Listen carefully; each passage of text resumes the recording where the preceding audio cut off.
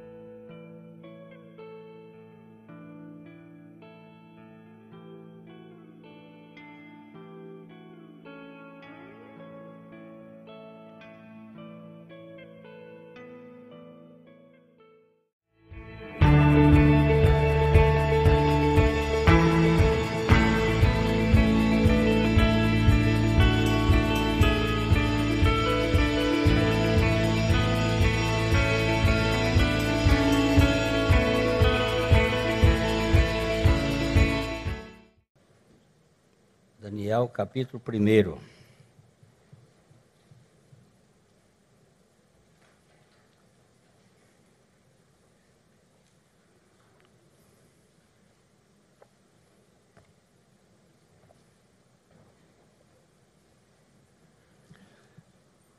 Nós vamos fazer a leitura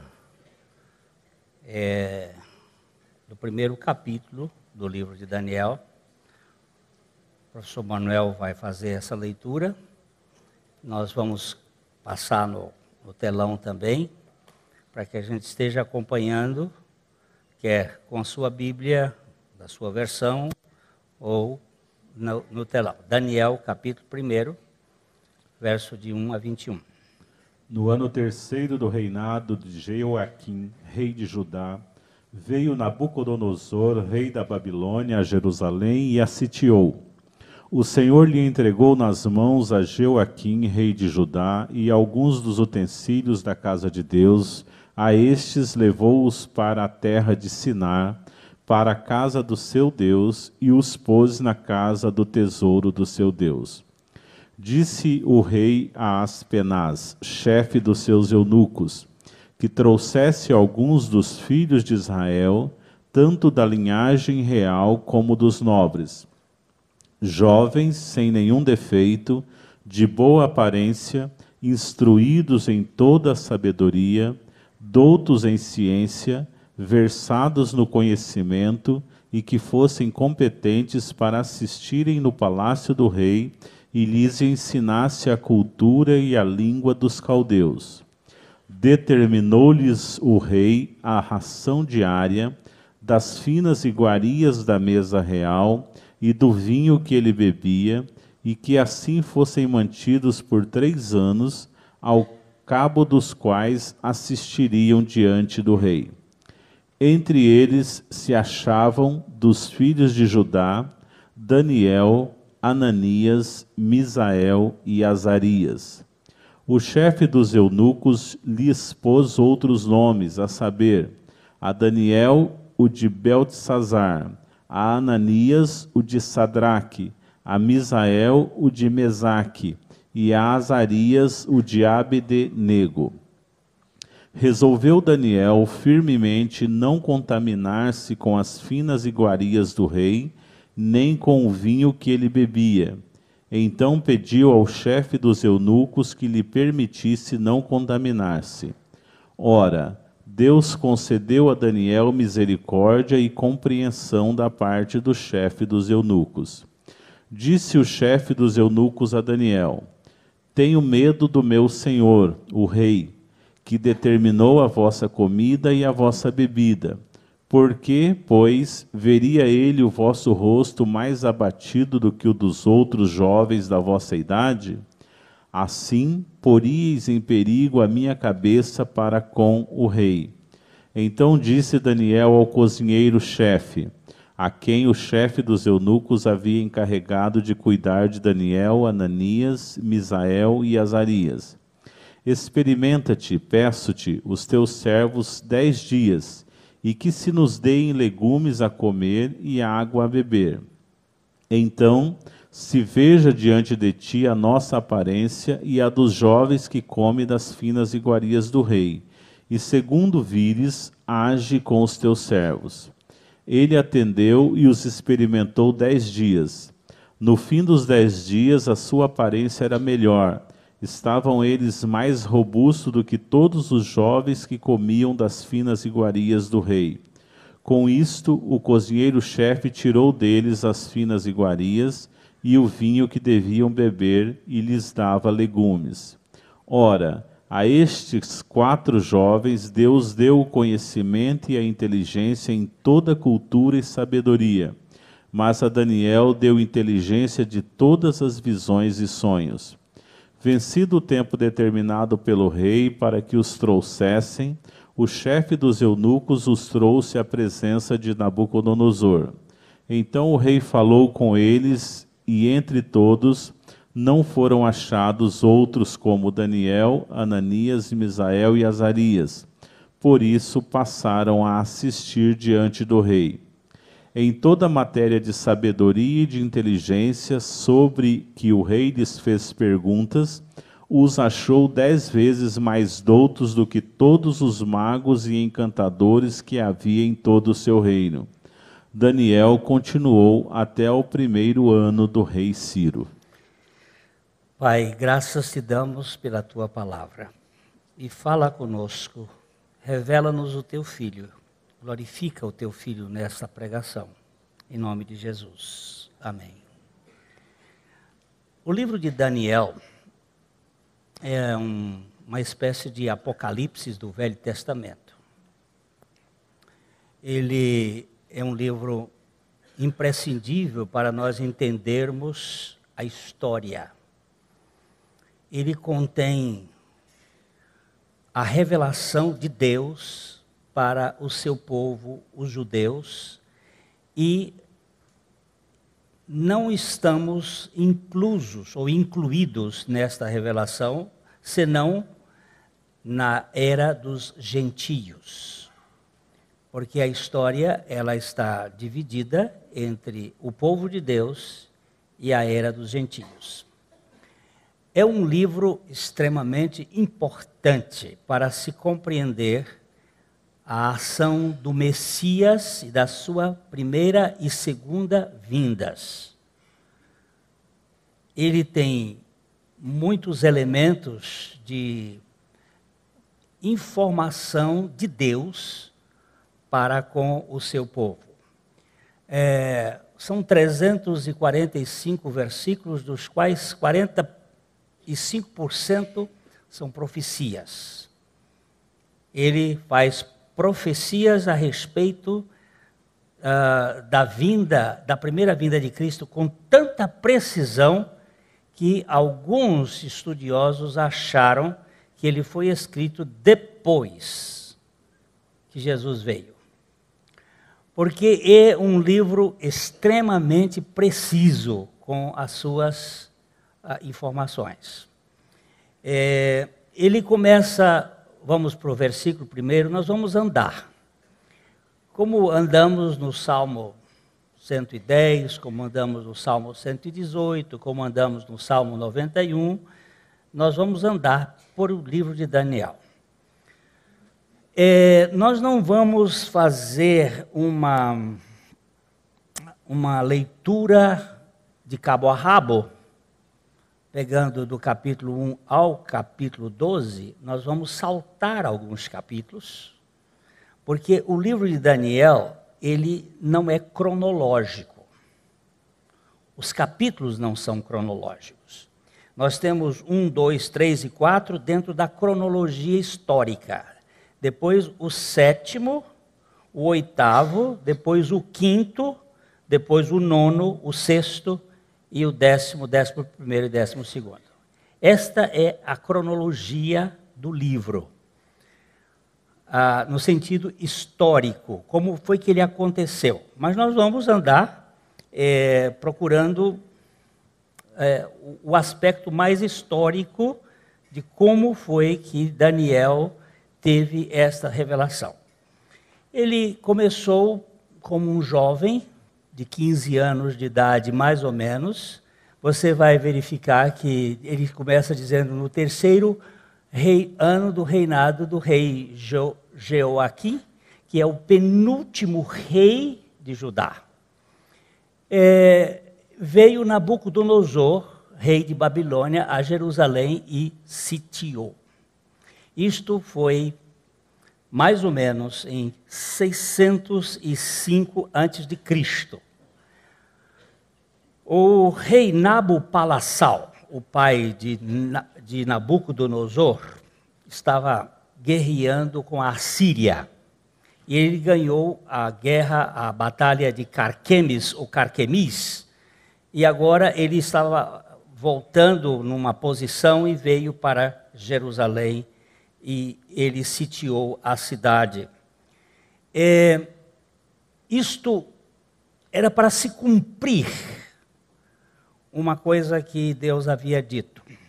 Quando o povo saiu do Egito, Deus disse para eles assim: vocês vão entrar na terra, é uma terra que mana leite e mel, é uma terra especial, mas cada 7 anos vocês vão botar a terra para descansar.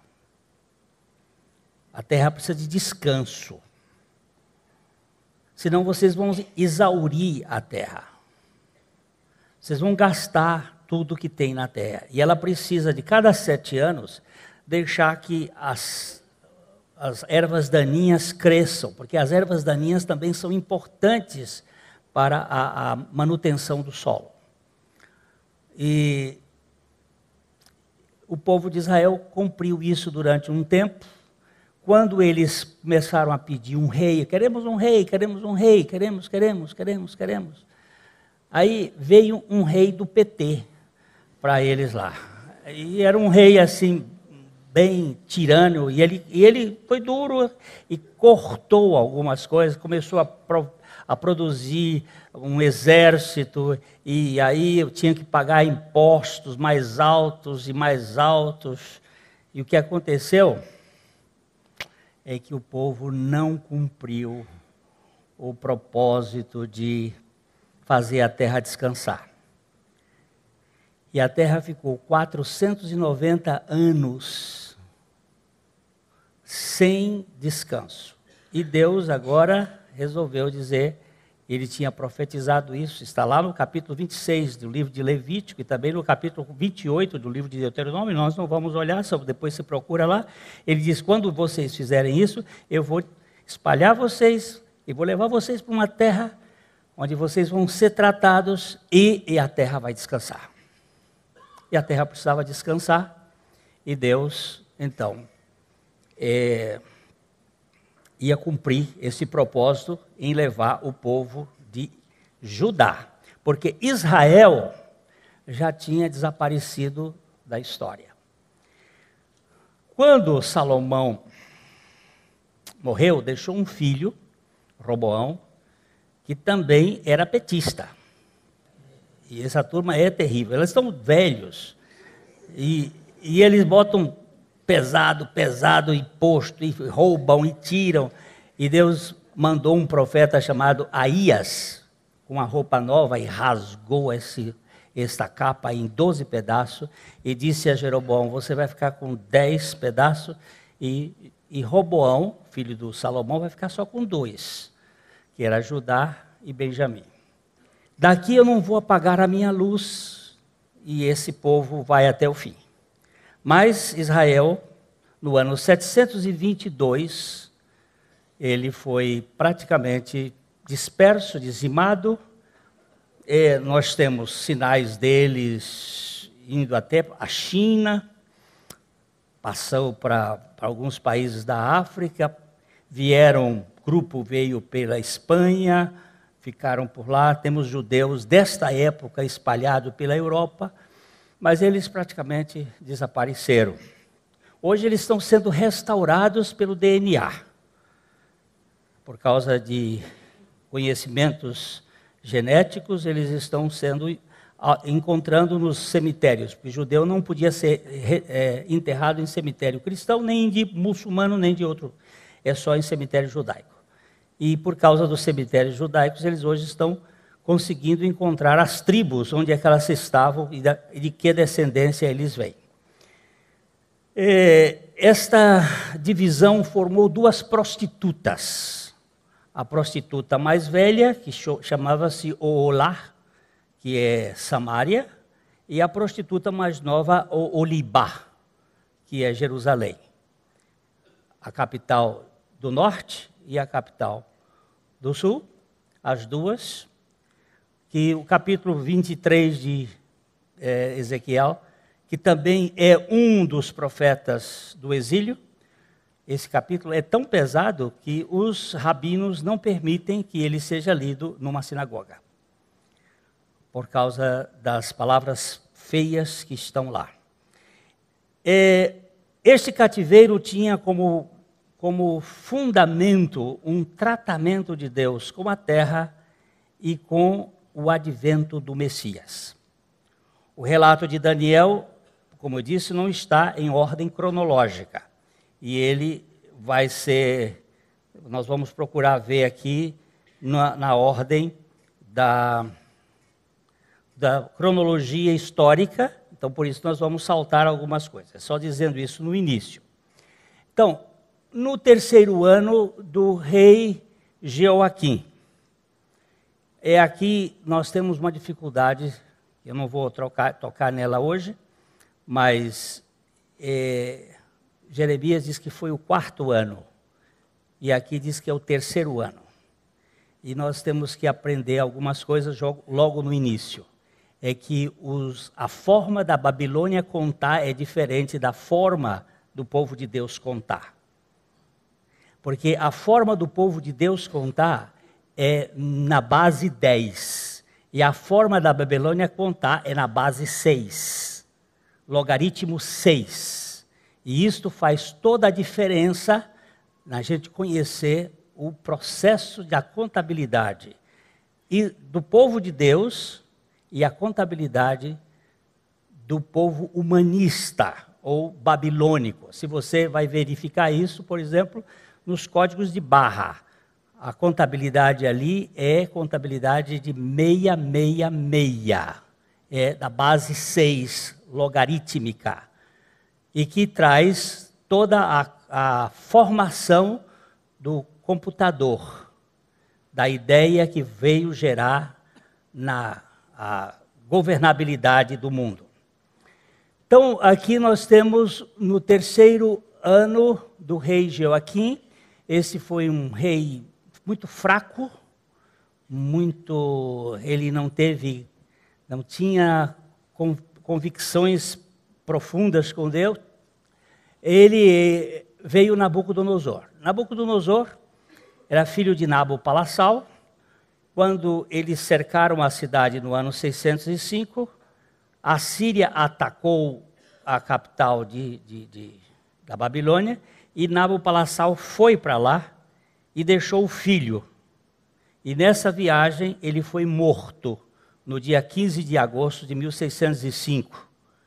E ficou o filho, e aí começa então a história dos gentios, de fato, para a cronologia bíblica. Ele veio e sitiou a cidade. Ele era um jovem, possivelmente 27 anos, muito inteligente, muito preparado, um guerreiro forte e que tinha ideias de poder e grandeza. Versículo 2 diz que o Senhor lhe entregou nas mãos a Joaquim. Preste bem atenção. Começa mostrando a soberania de Deus. Nada acontece neste universo sem a permissão ou sem a ação de Deus. Ele começa dizendo que não foi Nabucodonosor quem venceu, quem conquistou, foi o Senhor que entregou nas mãos a Joaquim, rei de Judá, e entregou alguns dos utensílios da casa de Deus. Preste bem atenção, alguns dos utensílios da casa de Deus. Porque nestes alguns dos utensílios aqui, nós não vamos encontrar alguns importantes que sumiram. E entre eles, um destes que nós vamos ver lá no capítulo 9, que é o utensílio principal da revelação de Deus, que é a arca. Ela sumiu. Segundo alguns estudiosos, provavelmente entre o último ano que ela foi vista no governo do rei Josias, até aqui ela deve ter sido colocada, não foi sequestrada, ela foi guardada para o propósito que Deus tem para a redenção do seu povo e das suas ovelhas dispersas pelo mundo, que Deus tem os seus e Ele vai buscar. Então, alguns dos utensílios da casa de Deus, e estes levou para a terra de Sinar. Sinar é entre rios, está falando da terra da Babilônia, da Mesopotâmia, que é o lugar onde começou o grande sistema do mundo que vai gerar a nova ordem mundial. Nós vamos dar uma chegadinha lá em Gênesis capítulo 10 e vamos começar com o versículo 9 e 10, para entender um pouquinho este processo. Foi valente caçador diante do Senhor. Volta um pouquinho, professor Manuel. Volta um pouquinho para o versículo 8, que ele está falando de Nimrod. Cuxi gerou a Nimrod, o qual começou a ser poderoso na terra. Foi valente caçador diante do Senhor, daí dizer-se, como Nimrod, poderoso caçador diante do Senhor. O princípio do seu reino foi Babel, Ereque, Acade e Calné, na terra de Sinar. Eu quero fazer esse Sinar aqui aparecer, porque é daqui que surge tudo. Você vai verificar, se você voltar à genealogia de Cão, Cão foi amaldiçoado pelo seu pai, possivelmente por um ato de perversão sexual.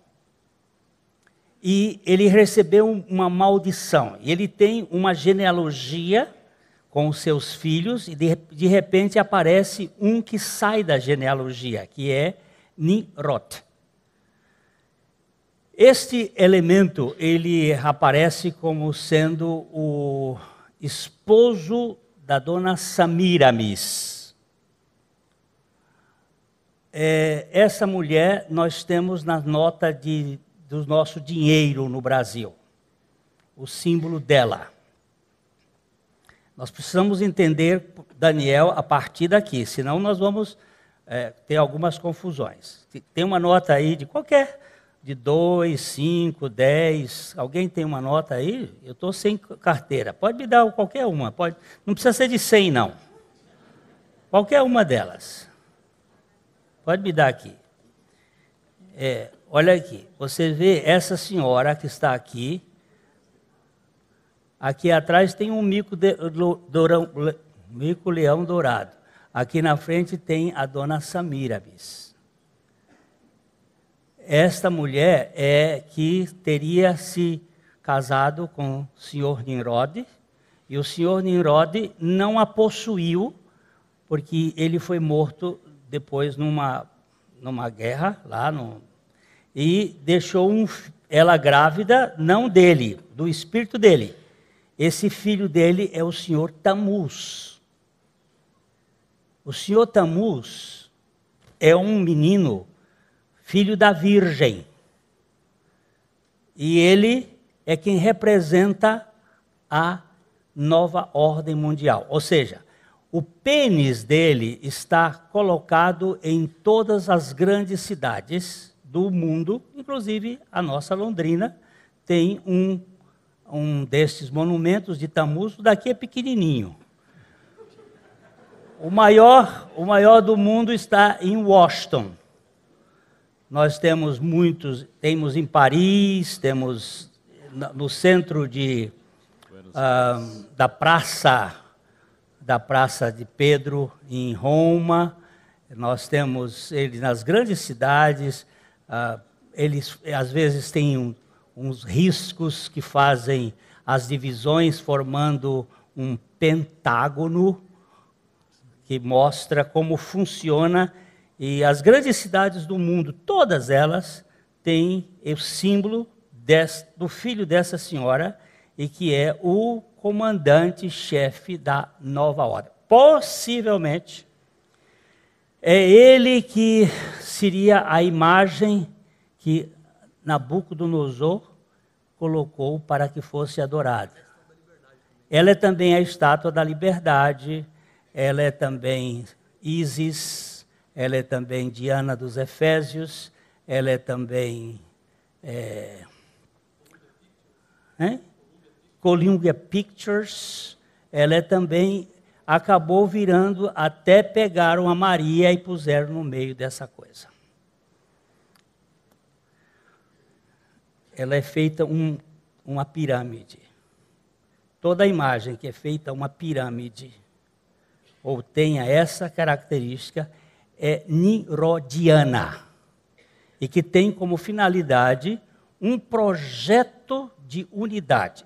Voltando para cá, para Gênesis, capítulo 10, versículos 9, ele diz que esse Nimrod era poderoso, caçador diante do Senhor. O que se caça diante do Senhor? Eu quero saber o que se caça diante do Senhor. Almas humanas. E como é que se caça almas humanas diante do Senhor? Com coisas bem semelhantes e parecidas que podem trazer confusão. Depois a gente vai entrar, porque o processo é muito longo. O Felipe está aqui, ele esteve há pouco tempo lá no Oriente, fazendo trabalho lá, e o Felipe queria acessar o site da igreja lá da cidade onde ele estava, lá no Bahrein. E aí ele tentava acessar e não conseguia. Aparece um crocodilo azul, sorridente, e não deixava ele de modo nenhum entrar nesse assunto. Depois nós vamos verificar o que esse crocodilo representa dentro do sistema da ordem mundial, da governabilidade, que é impedir que as pessoas conheçam o projeto de redenção que há em Cristo Jesus. Para que ninguém possa... para que as pessoas fiquem confundidas. Diz aí que no capítulo 10, diz assim, versículo 10, o princípio do seu reino chamava-se Babel. A palavra Babel é confusão por mistura. Quando você põe uma coisa que não mistura com a outra e traz uma confusão. A água e e azeite, eles não se misturam, dá uma confusão. Confusão por mistura.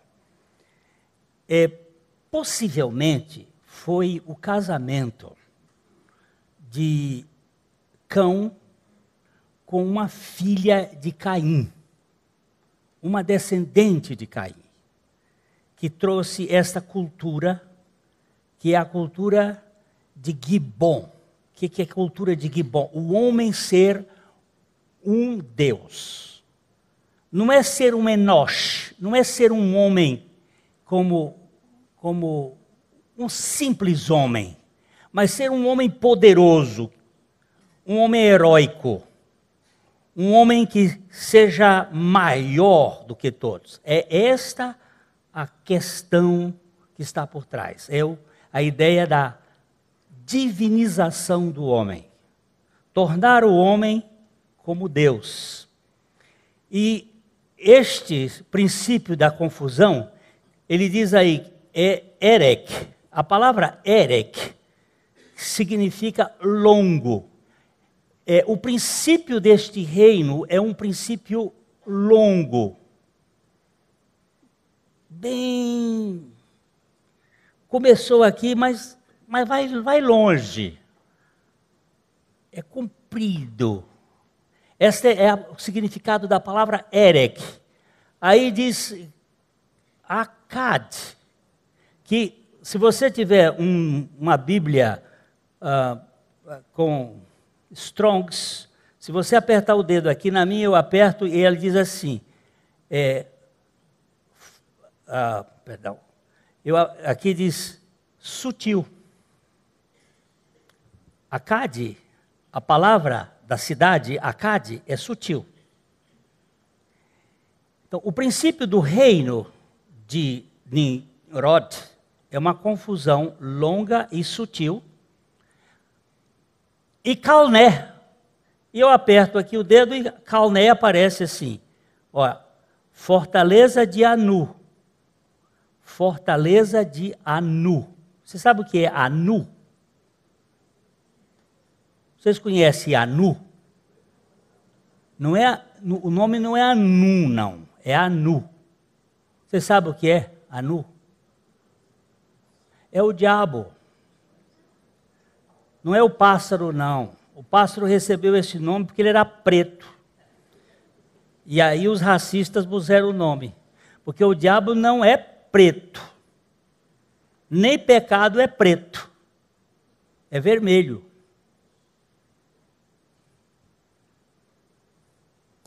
O dragão vermelho. E esse negócio, isso aí é uma coisa terrível que vem de geração em geração. Mas aqui quer dizer o seguinte, o princípio do reino de Nimrod é uma confusão lenta e sutil até a fortaleza de Anu, ou seja, até a fortaleza das trevas, na terra de Siná, na Babilônia, onde o povo de Deus foi levado, para dali ser tratado e dali produzir um processo histórico onde Deus está por trás dele. Nada é casual. Então, é daqui de Siná, da Babilônia, que foi levada a primeira leva daqueles jovens que vieram para serem formatados dentro do pensamento babilônico. Vamos voltar lá para o capítulo 1 de Daniel. Nabucodonosor, rei de Babilônia,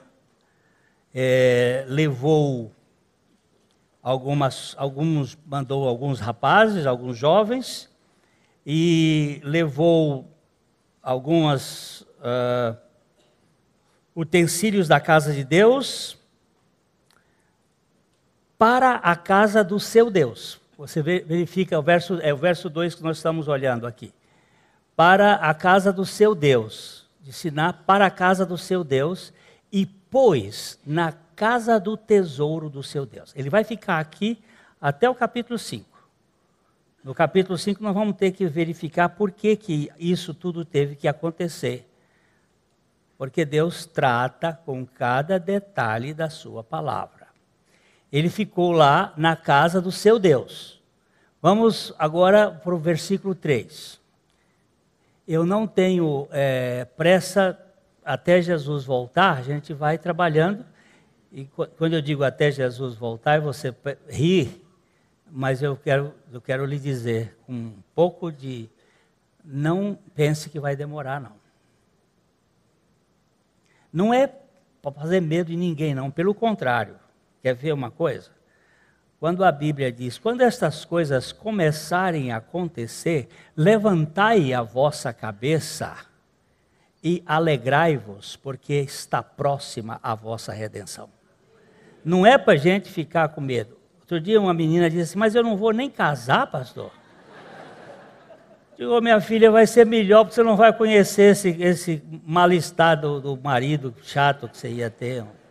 Às vezes, eu não posso, a gente não tem nenhuma referência quanto a tempos, anos, mas há muitos sinais que estão perfeitamente alinhados acontecendo. Então, ele disse que o rei falou com Aspenaz, e aqui é uma coisa interessante, né?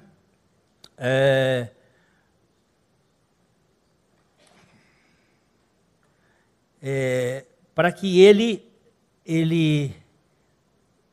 era um chefe dos eunucos, que trouxesse alguns dos filhos de Israel, tanto da linhagem real como dos nobres. Eu vou só chamar a atenção, o seguinte, os nossos filhos, que são da descendência de Jesus Cristo, eles são cooptados pelo sistema deste mundo e eles são aprisionados. E nós muitas vezes não sabemos como fazer com a cultura que o mundo vai impor aos nossos filhos. Eu fui muito impactado essa semana com meu filho. E o meu filho, ele vem tendo um trabalho de Deus na vida dele. E ele me ligou, nós estávamos conversando, que ele teve uma viagem recente lá para a Austrália, e estávamos conversando, e ele disse, pai, esse negócio de fuso horário, mudança, eu tenho perdido o sono de madrugada, e eu tenho ido para o... Como é que chama da igreja aí? O site da igreja.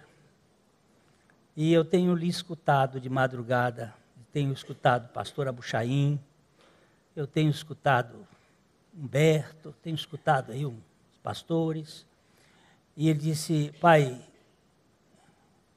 eu quero, quando você estiver, eu vou contando isso aqui, porque quando você estiver no seu lugar íntimo, fala com Deus a meu respeito, porque eu não quero uma experiência falsa, eu não quero uma cultura de religião. Eu às vezes ouço as pregações e ouço as coisas como é só uma cultura, não tem uma experiência. Nós temos uma informação bíblica. Eu comecei a chorar, porque a seriedade dele me tocou. E eu disse, eu também quero essa seriedade. Não me basta a informação de Bíblia. Não me basta saber Bíblia. Eu preciso conhecer Jesus. E não é conhecer por conhecimento intelectual. É conhecer por intimidade relacional. E esses moços aqui são colocados dentro de uma posição. Eles eram nobres. Eles eram da linhagem de Judá. Eram descendentes do rei Davi. E é dessa descendência, possivelmente, que virá os principais membros da nova ordem mundial. Vamos para o versículo 4, só porque não vamos ter tempo. Jovens, ele queria jovens sem defeito, de boa aparência, instruídos em toda a sabedoria, doutos em ciência. Um menino em Israel começava a estudar aos 7 anos de idade na escola rabínica, escola de informação, e eles estudavam bastante, e a nobreza estudava muito. Com 15 anos eles já eram doutos. Então, doutos em ciência, versados em conhecimento, e que fossem competentes para assistirem no palácio do rei e lhes ensinasse a cultura e a língua dos caldeus. Agora você vai pegar e fazer a mistura. Eles foram tirados de Jerusalém, a cidade maravilhosa, foram tirados da sua cultura e agora foram trazidos para a Babilônia, e vamos agora misturar. Você vai impor, vai botar um processo de informações para que eles se misturem. Aí, vamos para o verso 5. Determinou-lhes o rei a ração. Isto vem de cima para baixo. A ração diária das finas iguarias da mesa real e do vinho que bebia.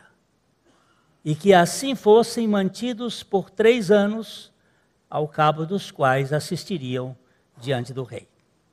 Agora nós vamos para a academia da Babilônia. Vocês vão ser formatados com o pensamento babilônico.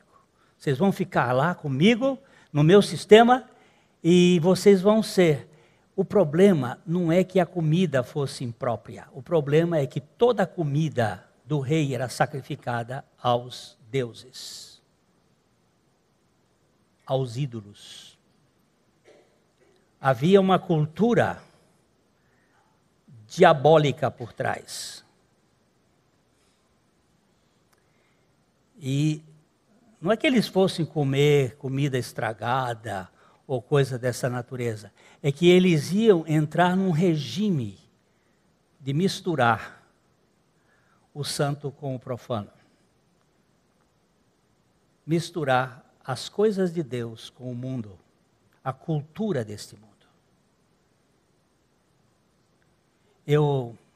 No meu blog, se você quiser, pode entrar depois, Vale Estreito. Você vai ver um matemático, Dr. John Lennox. Ele vai fazer uma conferência com os ateus deste mundo aí, todos lá em Oxford. E ele é baixinho, assim, carequinha, gordinho, uma carinha de bebê. Ele tem uma carinha toda preciosa. E ele começa o discurso dele com umas folhinhas de papel assim, miudinha. Ele está debatendo com a nata do pensamento, essa turma que crê que o homem veio do macaco. Quando chamaram o jogador do Santos, do goleiro de macaco, está uma briga danada, mas não veio do macaco? Por que essa briga toda, se veio do macaco? Se é branco ou preto? Para que essa briga toda? Vocês estão dizendo todo o tempo aí que o homem veio do macaco? Quem devia ficar zangado eram os que creem na criação, não era? O problema, o John Knox começa a dizer assim, ele começa com aquele papelzinho olhando, I believe in Jesus Christ, the Son of God. I believe in God. I believe in the Holy Spirit. I believe in the Scripture. Eu creio em Jesus Cristo, Filho de Deus. Eu creio em Deus. Eu creio no Espírito Santo. Eu creio nas Escrituras Sagradas. Espera, o senhor vai falar sobre matemática e vai começar por aí? Eu não misturo as coisas. Eu tenho um Senhor Jesus. Depois vocês podem ver lá o discursinho dele, 20 minutos, 15 minutos. Os ateus ficam tudo vermelho, porque ele diz assim, é impossível você admitir neste universo a ausência de uma inteligência por trás desta ordem. É impossível. Isto é negar as evidências. E para ser científico, você tem que partir de evidências. Esse negócio aqui tem inteligência demais para eu dizer que isso aqui é fruto de uma explosão.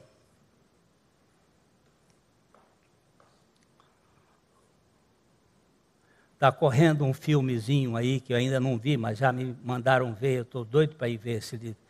Deus não está morto. E um filme que o professor começa a dizer, vamos começar aqui o filme, a nossa classe, vocês admitam que Deus morreu, escrevam Deus morreu e assinem. E um menino lá resolveu dizer, eu não posso. Por que você não pode? Porque eu sou cristão. Porque eu sou cristão. E eu não posso assinar um negócio desse. Ele disse, então você vai ter 3 aulas para provar que Deus existe.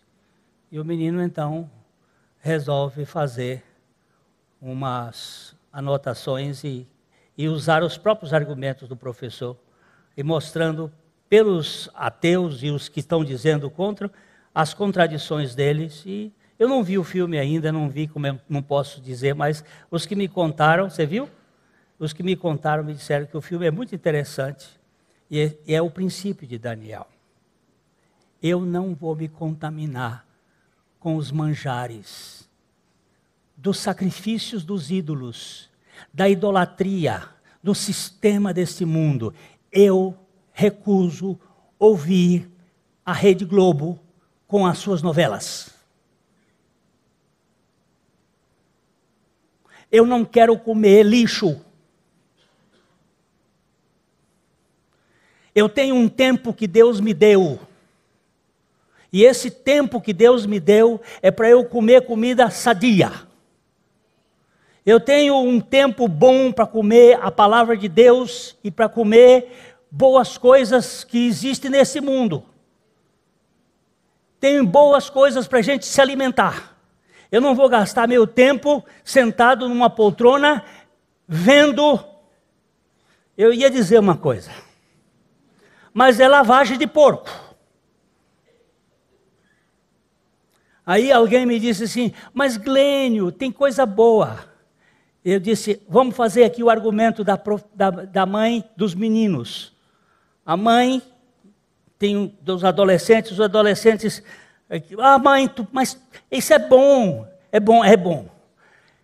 Eles gostavam muito de um bolo que ela fazia, um bolo espetacular que ela fazia, que eles sempre faziam. E um dia ela chegou e disse, olha, aqui tem o bolo que eu fiz, mas eu botei 50 gramas do cocô do nosso cachorro.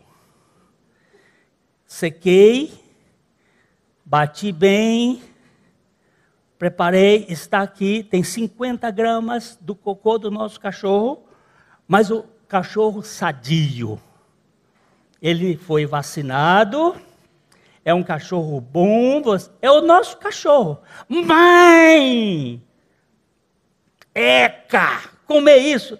Meu filho, só 50 gramas. Que são 50 gramas? Mãe, isso não, mãe. Quer dizer que vocês não querem comer o cocô do nosso cachorro? Cachorro bom, vacinado. E é só um pouquinho. Ninguém quis o bolo. Aí ela foi e disse, bem, esse aqui não tem. Esse aqui. Não tem mistura, meu filho. Você entendeu a mistura? a mistura de Babilônia. Você sabe o que é Babel? É isso aí. É misturar Jesus Cristo com o mundo. A cultura deste mundo com a cultura de Deus vai dar confusão. Não aceito. Não aceito. Eu tenho que comer coisa boa. Ainda mais agora que meu nariz está ruim. Eu preciso usar o nariz da minha mulher para ver, para ela cheirar. Eu estou perdendo o olfato. Então eu preciso ter alguém que me ajude. Eu preciso. Daniel disse: olha, eu não vamos aqui. Vamos parar aqui. Vamos só andar. Determinou que o rei, a ração diária, as iguarias do vinho e tal. Veja o verso 6. A gente termina só um pouquinho. Entre eles se achavam, aí ele vai dizendo, os filhos de Judá, isto é, a nata, a realeza, os filhos de Judá, Daniel, Ananias, Misael e Azarias. Depois a gente vai explicar os nomes deles e por que eles mudaram. A Babilônia muda a forma de contar, muda o nome, muda as coisas de lugar, os sagrados de lugar, só não consegue mudar a dieta dos moços. Eles disseram: não, isso aqui vocês não vão fazer não, porque nós não queremos comer essa comida que vocês estão nos oferecendo. Essa comida é sacrificada aos deuses. E nós não vamos comer comida sacrificada aos demônios. Porque todo ídolo é maligno. Filhinhos, livrai-vos dos ídolos. Sejam eles ídolos de parede, sejam eles ídolos de pessoas. Se seu marido é um ídolo para você, você está perdido. Se sua esposa é um ídolo, se seu filho é um ídolo.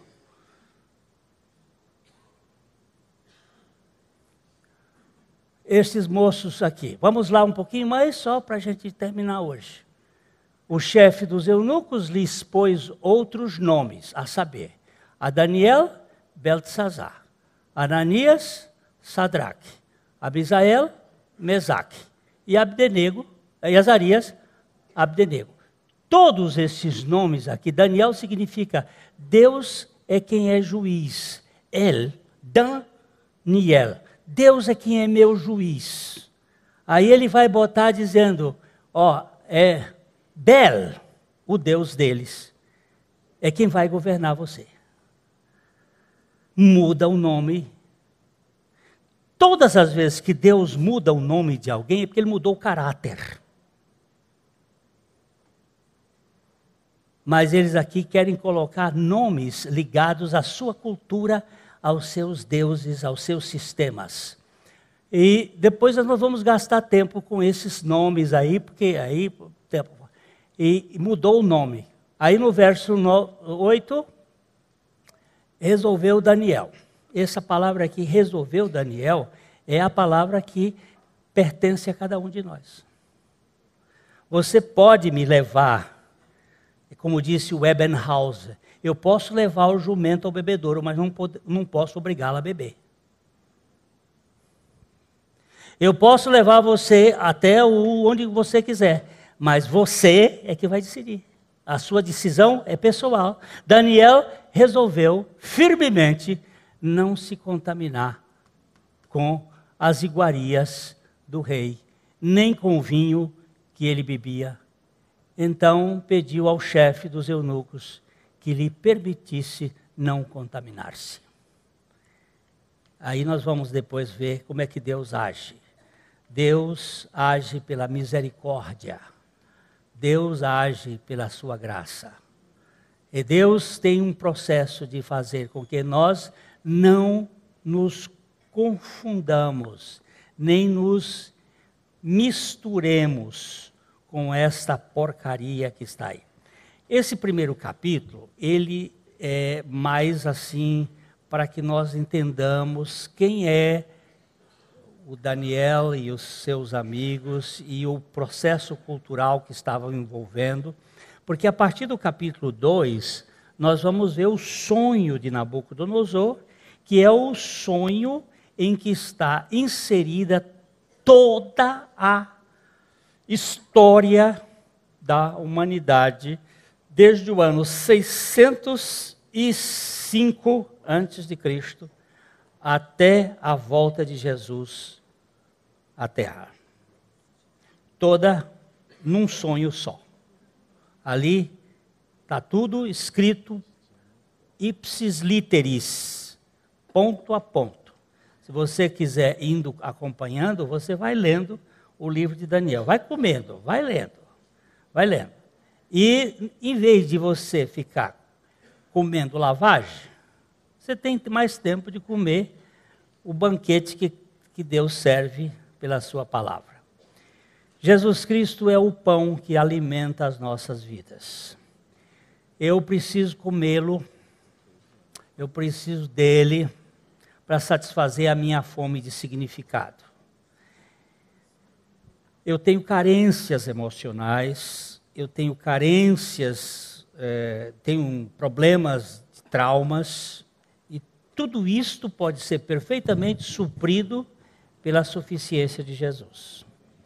Nós, ao comermos Jesus, nós fizemos hoje aqui uma simbologia na ceia, mas ao comermos Jesus dia a dia, o pão nosso de cada dia nos dá hoje, não se trata de beiju, nem de pão de padaria, trata-se do maná que desceu do céu e que satisfaz, mas não é aquele maná do deserto, é o maná que se tornou carne e habitou entre nós. E quando nós nos alimentamos dele,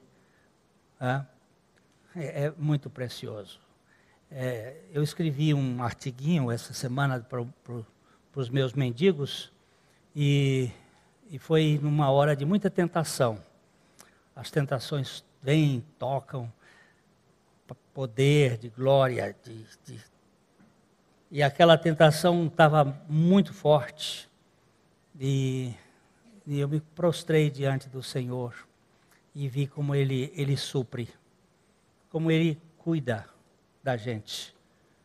Ele diz, olha, não vem, filho, nenhuma tentação que não seja humana, mas saiba que com a tentação eu também providencio o escape para que você possa suportar. Isto é Ele, é dele e é por Ele que nós precisamos. Nós precisamos de Cristo.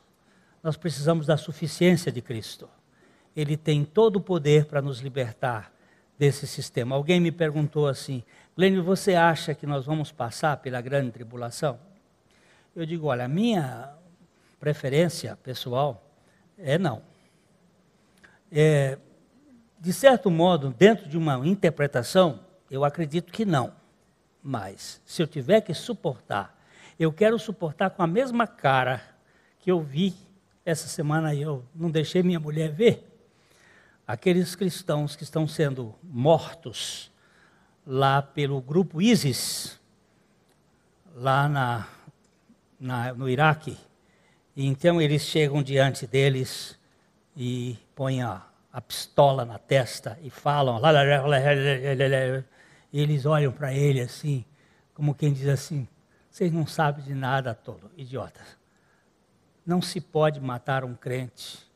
Quem é salvo não morre não. Ele sobe à presença de Deus para receber o seu galardão. Vocês estão idiotas, vocês estão pensando que matar meu corpo, vocês vão matar-me? A cara daquela turma me impressionou, eu fiquei chorando vendo o filme, e eu vendo eles dando tiro nele, ele caía, o outro olhava para eles assim com um sorriso, com uma tranquilidade que você diz assim, não é possível isto, não é possível, não é Jesus. Não é possível pelo homem, não é possível. A minha esposa um dia falou, pastor Abuchaim, eu tenho tanto medo de passar pela tribulação, por meio de dificuldade. Pastor Abuchaim disse para ela, minha filha, não se preocupe não, na hora Deus vai te dar suporte. Ele não dá suporte com antecedência, Ele dá na hora. Ele dá na hora. Na hora do pega para capar, ele está lá, dizendo assim, eu sou o teu suprimento, eu sou a sua força. Então, queridos, nós vamos caminhar nesse livro aí, por um tempo que o Senhor quiser, e nós temos aí o projeto da redenção de um Deus que se interessa, que veio buscar gente, que usa gente. Deus não usa, ele às vezes usa os anjos para fazer, mas depois que Jesus Cristo veio em carne, interessante, o ministério dos anjos ficou menor, e ele vai usar você e eu para sermos instrumentos dessa proclamação, desse evangelho louco, mas tão poderoso, que liberta a gente de culpa, de vergonha, de medo, de interesse, de dever, e que faz esse povo andar na dependência do Senhor. Bendito seja o nosso Senhor Jesus Cristo. A mensagem que você acabou de assistir faz parte do Ministério de Comunicação Palavra da Cruz. Temos um grande acervo de estudos bíblicos em áudio e vídeo. Distribuímos também gratuitamente o jornal mensal Palavra da Cruz. Entre em contato conosco pelo fone 0 operadora 43 3372 8900 ou pelo e-mail livraria@piblondrina.com.br. Visite-nos pelo site www.livrariapiblondrina.com.br ou acesse www.piblondrina.com.br. Graça e paz.